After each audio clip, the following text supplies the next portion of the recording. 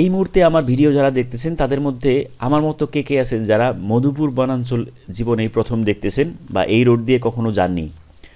তো যারা এখনো এই গাইস, ওই যে দূরে দেখা যাচ্ছে একটা আনারসের স্ট্যাচু, এটা দেখেই সহজেই বোঝা যাচ্ছে যে আমরা এখন মধুপুরে চলে আসছি। এইদিকে হচ্ছে ঢাকা, আর এই পাশে হচ্ছে বালিয়া, আর এইদিকে হচ্ছে সাটুরিয়া আর কি।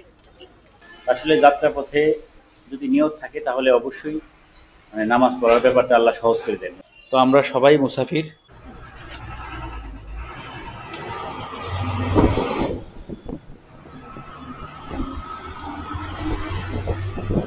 অবশেষে ময়মনসিংহ ঘাটডোহর বাজার থেকে রওনা হলাম।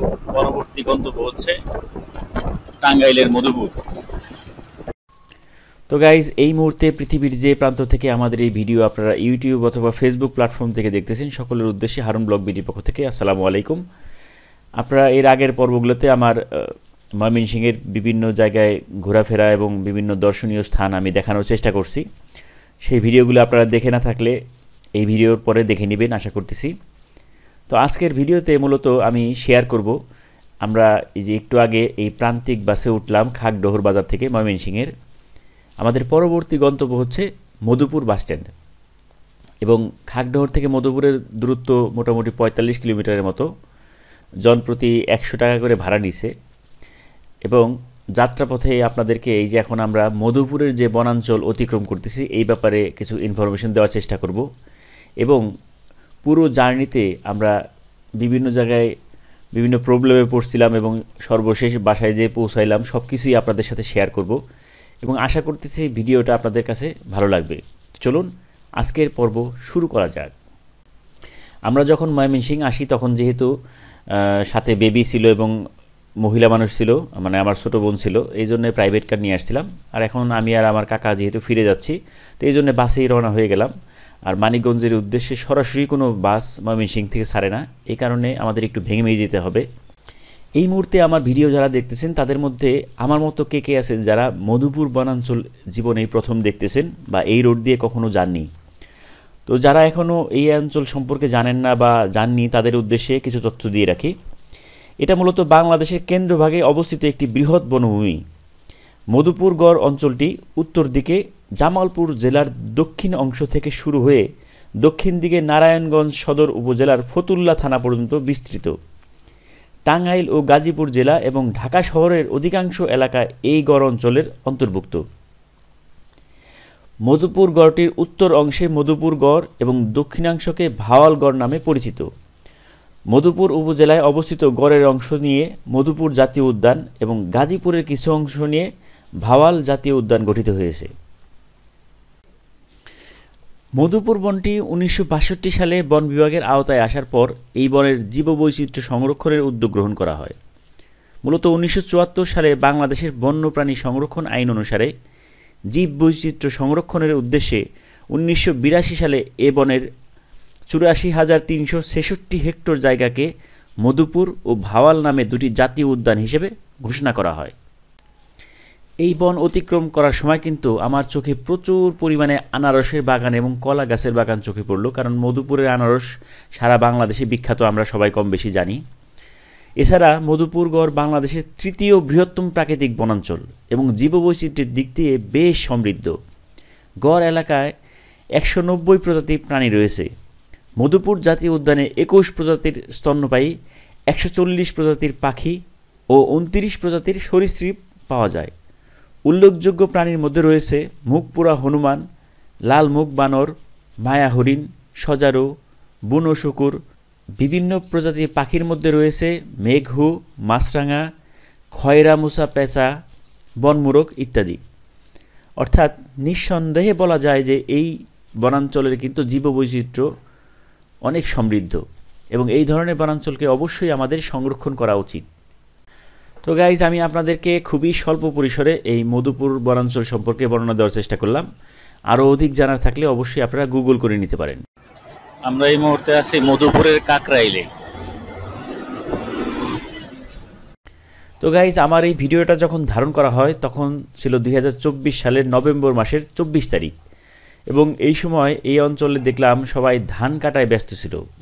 বিভিন্ন জায়গায় দেখলাম এই যে ক্ষেতে ধান কাটা হয়েছে, কিছু কিছু জায়গায় কাটার প্রস্তুতি চলতেছে। তো দেখে খুব ভালো লাগলো। আসেন দেখি, মধুপুরের সিম্বল হচ্ছে এই যে আনারস। আনারস দেখে বোঝা যায় যে আমরা মধুপুর চলে আসছি।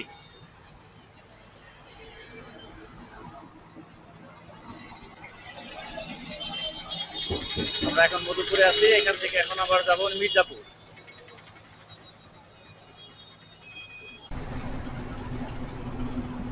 আমরা আসলে এখন এই মুহূর্তে এলেঙ্গার থেকে আবার বাসে উঠলাম। এখন এখান থেকে এলেঙ্গার থেকে মির্জাপুর যাব।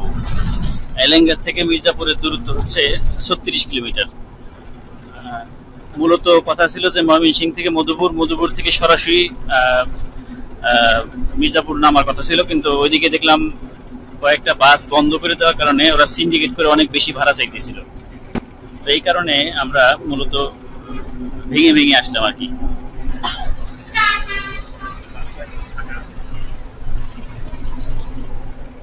আকাশটা ওই মুহূর্তে মেঘলা, বেশি সময় লাগবে না।